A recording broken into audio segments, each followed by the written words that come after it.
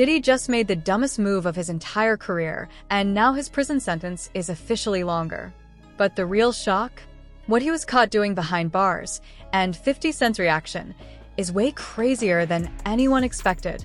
Thank goodness for Diddy's substance issues, because they just guaranteed he'll be sitting in that prison cell far longer than the court originally planned. And naturally, 50 Cent didn't waste a single second before roasting him again.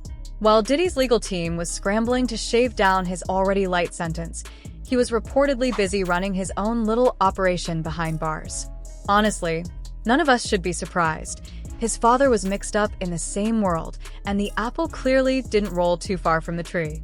50 has been dragging Diddy nonstop since this whole scandal erupted, and it doesn't look like the pressure is letting up. As most people already know, Diddy is currently locked up on a 4-year sentence for prostitution and exploitation charges. When the ruling dropped, 50 was one of the first to sound off, sending a dramatic letter to the judge claiming that Diddy was a threat to him and everyone else. His letter read something like, "Dear Judge Sub-Romanian, I've had issues with Puffy for over 2 decades. He's dangerous. I've genuinely feared for my safety multiple times. Please think about public safety before releasing him. He hasn't had enough time to change, no matter how many classes he claims to teach in there." As you know, the government had to spend massive amounts of money deploying federal agents in what basically looked like a military-level operation at 2 locations. Not long after, Diddy's son, who is currently facing his own allegations, tried to spin the situation by saying the feds raided the wrong house. But 50 kept going, joking that if Diddy ever got out, he'd only return to hiring male escorts and hoarding baby oil from the people who actually need it. Then he plugged his upcoming Netflix project about all of this, because of course he did. 50 is nothing if not consistently petty. During Diddy's trial, many people pointed out how drastically he'd changed. Prison weight loss is normal, but what people saw looked more like he was sick. Individuals inside the courtroom described him in unflattering terms, fueling rumors that he was struggling with withdrawal. Diddy even told the judge he was finally sober for the first time in 25 years, but that turned out to be nonsense. Recently, he was caught drinking homemade prison moonshine. For those who don't know, inmates call it Pruno, a cloudy, questionable concoction fermented from Fanta, apples, and sugar inside a plastic bag. It's infamous for causing illness because it often ferments with bacteria or gets laced with cleaning chemicals. TMZ reported that guards discovered the hooch while preparing to transfer him to a cleaner, more comfortable unit. That transfer is now canceled. He's stuck exactly where he is. Not only is brewing alcohol behind bars illegal, but it also exposes how blatantly he lied to the court about being sober. He even wrote to the judge saying, "The old me died in jail, and a new version was reborn. Prison will change you or kill you. I choose to live." His family jumped online to deny everything, insisting he hadn't touched alcohol and was completely focused on becoming a better person. But that statement was just damage control. He was drinking it. A lot of people actually celebrated the news because this violation adds more time to his sentence, and many felt that 4 years was ridiculously short compared to the original 100-year maximum he once faced. Instead of walking free in May 2028, his release date has now been pushed to June 4, 2028. The most shocking part of this entire situation isn't just that Diddy was caught with homemade alcohol, it's how incredibly dangerous this so-called moonshine truly is. People hear the word prison hooch and assume it's nothing more than a crude drink inmates throw together for a buzz, but the reality is far more alarming. By drinking that toxic brew, Diddy didn't just break a rule, he put his eyesight, his health, and even his life on the line. Pruno, the name inmates use for this concoction, is mixed in ways no sane person outside prison walls would ever dare to consume. It's usually fermented in plastic bags or makeshift containers using whatever ingredients the inmates can scavenge: rotting fruit, leftover Fanta or orange juice, ketchup packets, bits of bread, and mountains of sugar. The mixture sits and ferments in hidden corners for days or weeks, brewing in temperatures that are completely out of control. In that warm, dark environment, bacteria flourish. In extreme cases, the drink becomes contaminated with pathogens like botulism, a rare but deadly toxin that can cause paralysis, blindness, or organ failure. Most prisons have banned Pruno not just because it's contraband, but because of the very real medical emergencies it has caused. Entire cell blocks have been sent into lockdowns after inmates developed severe illness from drinking a batch that went wrong. For someone like Diddy, a high-profile inmate with a massive target on his back and plenty of enemies, this danger is multiplied. He's not just drinking something dangerous, he's handing people an opportunity. That's why the situation becomes even more unsettling when you consider the darker implications. By participating in something as risky as brewing or drinking illicit alcohol, Diddy essentially opened the door for anyone who might want to harm him. In an environment where power, respect, and resentment intersect in unpredictable ways, tampering with someone's drink becomes one of the easiest and quietest ways to cause damage. And given Diddy's notoriety, there's no shortage of people, inside and outside the facility, who might wish misfortune upon him. A source who spoke directly to OK Magazine confirmed this exact concern, revealing that officials are genuinely worried someone could intentionally contaminate anything connected to Diddy. Prison insiders know that Pruno can be manipulated. Inmates have been known to spike batches with bleach, spoiled fruit, or even harsh cleaning chemicals to make it ferment faster, or to hurt someone. Sometimes these additions aren't even meant to be malicious. They are simply the result of desperation and lack of resources. But intentional contamination? That's not unheard of either. A bit of yeast scraped from old bread or a piece of fruit already crawling with bacteria might not raise suspicion inside a prison, but it can be enough to incapacitate or seriously injure someone who drinks it. So when Diddy got caught with moonshine during his scheduled unit transfer, it was more than just a minor violation. It was a sign that he was willing to engage in extremely unsafe behavior that could be seen as reckless, naive, or downright dangerous given the circumstances around him. He's already a controversial figure with ongoing scandals, lawsuits, and accusations swirling around his name on the outside. Inside, where emotions run high and respect is currency, that kind of notoriety can make a person both influential and vulnerable at the same time. If anything, the moonshine situation exposes something deeper. Diddy is struggling to cope with prison life in ways that suggest he is overwhelmed and searching for any form of escape. Alcohol, even the dangerous, home-fermented prison version, may represent a momentary release from the crushing reality of his situation.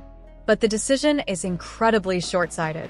You would think someone with his connections, experience, and once carefully curated public image would understand the risks. Yet in that moment, he seemed more focused on numbing himself than on protecting his own well-being or future. And as soon as the news leaked, the online world did what it always does. It exploded. Social media went into a frenzy, with people analyzing every angle, mocking the decision, or using it as another talking point in ongoing discussions about Diddy's fall from grace. And right on cue, standing at the front of the crowd, was 50 Cent. 50 has practically made a second career out of clowning Diddy throughout this entire legal saga. So when the news broke that Diddy's release date got pushed back because of the hooch violation, 50 reacted immediately, sharing a headline about the sentencing change and adding his own commentary. "Damn, Diddy gotta chill so he can come home," he wrote. "I want to throw him a party." If you've been following this feud, you know that 50 has been relentless, showing up online with commentary every time a new twist drops in Diddy's situation. This was no different. But his reaction isn't just petty entertainment. It reflects how Diddy's every move is being watched, magnified, and mocked by people who've been waiting for his downfall or poking fun throughout it. What makes this whole thing even more surreal is how drastically the public perception of Diddy has shifted. Once viewed as an untouchable music mogul with decades of influence, he's now being discussed in the same breath as prison hooch, sickly courtroom appearances, and questionable decision-making behind bars. The moonshine situation symbolizes not only a violation of prison rules, but a symbolic collapse, a reminder that even the most powerful individuals can end up vulnerable, desperate, and reckless in the wrong circumstances. It also raises questions about how Diddy is being treated inside. Is he receiving protection? Is he struggling quietly behind the scenes? Is he using substances to cope with a mental and emotional strain? One thing is clear. He is not handling his sentence with the discipline or caution most people expected. And as for 50 Cent, his presence in this story isn't going anywhere. No matter how things unfold from here, more violations, more extensions, more leaks from behind the walls, he'll be right there, turning every headline into entertainment and commentary. In some ways, the moonshine incident didn't just extend Diddy's sentence, it extended 50's material. In the end, Diddy's decision to drink that dangerous homemade alcohol shows just how far he's spiraled inside the system. He risked his vision, his organs, his reputation, and his safety, all for a few moments of escape in a place where escape doesn't really exist. And now, not only is he dealing with the consequences, but he's also becoming an example of how quickly poor choices can compound inside prison walls. He's trying to cope, but he's choosing the worst possible way to do it, and every step seems to be digging the hole deeper. Here he posted an article about Diddy's release date being pushed back and joked in the caption, "Damn, Diddy needs to relax if he wants to get out. I'm trying to throw him a party." Honestly, nobody was shocked. 50 has been trolling him nonstop from the moment Diddy's legal troubles began. If you forgot, 50 is literally producing an entire documentary about Diddy, and even pulling Jay-Z into the storyline. When Cassie filed her lawsuit, 50 didn't hesitate to publicly back her. After Diddy settled her claims within 24 hours, 50 clowned him online, saying he paid up fast because he should have done that before the sharks smelled blood, warning that more accusations were coming. Then he doubled down, announcing he was developing a documentary to expose everything Diddy has allegedly been involved in. When a news article reported on the project, 50 reshared it and captioned it, "I thought Diddy was a billionaire mogul. If he's smart, he'll file for bankruptcy. Anyone with real money knows why I'm saying this.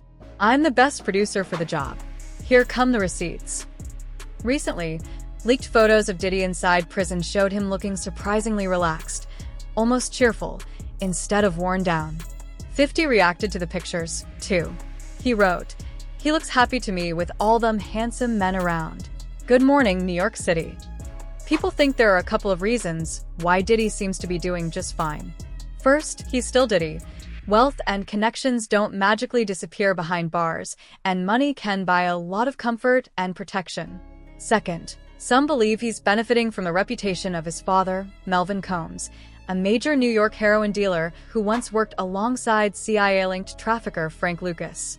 Melvin was killed in 1972, but Diddy stepped into a powerful world once as Diddy built his empire and rose to fame and fortune. The legacy of his father's reputation seemed to follow him like a long shadow. And now, watching him behind bars, many people feel as though that legacy has come full circle in a way no one could have predicted decades ago.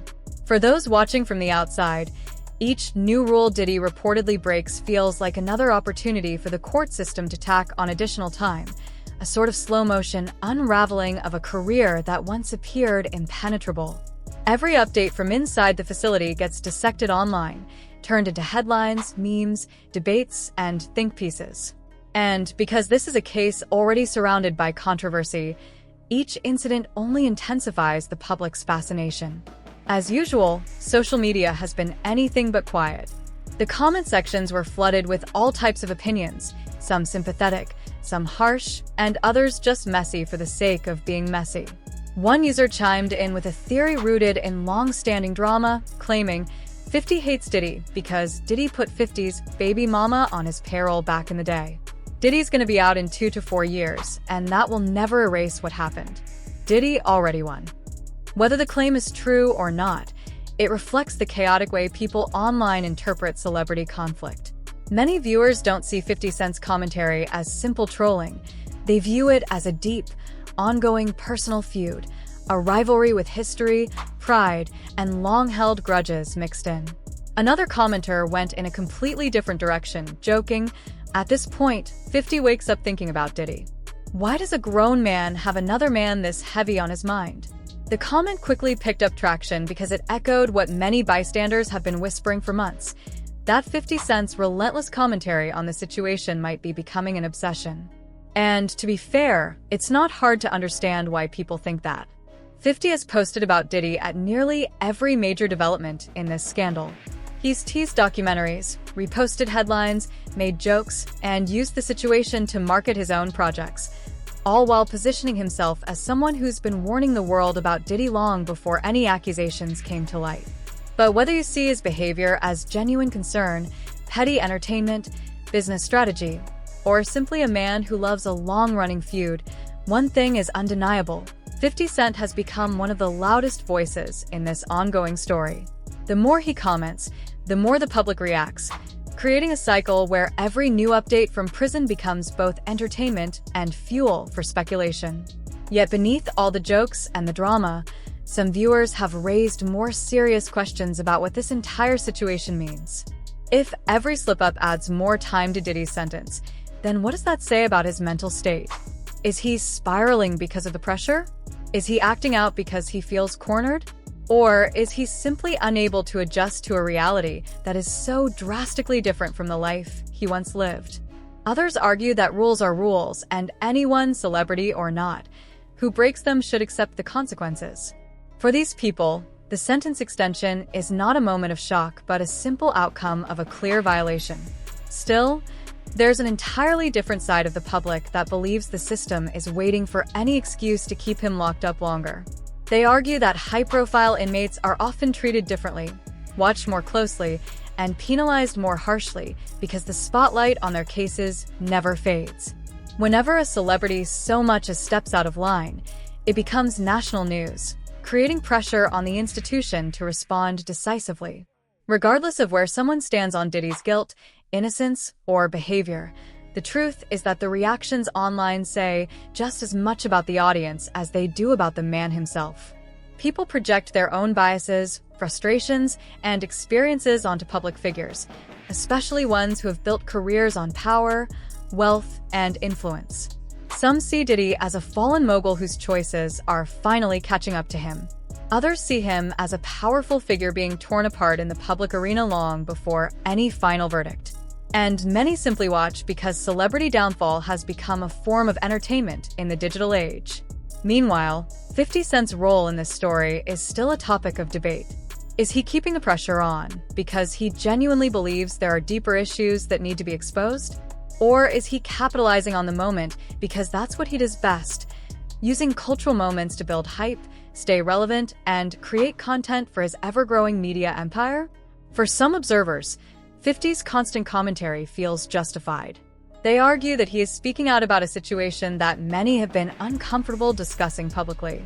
They say he's holding a man of immense influence accountable in ways others have been afraid to. But others argue the opposite, that 50's relentless mocking, memes, and commentary are excessive, even obsessive. They say the feud has pushed beyond entertainment into something more emotional, personal, and possibly rooted in long-standing resentment. Whatever your take, the feud has undeniably shaped how the world follows Diddy's downfall. With every comment 50 drops, the conversation reignites. With every update on Diddy's behavior in prison, new debates break out online. This is a cultural moment where entertainment, justice, rumor, and public spectacle collide, and both men, in very different ways, are at the center of it. So now I want to hear from you. How do you feel about Diddy's sentence being extended? Do you see it as a fair consequence? Or do you feel there's more going on behind the scenes? And what about 50 Cent? Should he finally take a step back? Or is he justified in staying vocal and keeping his foot on the gas? Share your thoughts, your theories, and your reactions below. And when you're done, don't forget to check out the next messy update waiting for you. Because if this situation has taught us anything, it's that the story is nowhere near finished.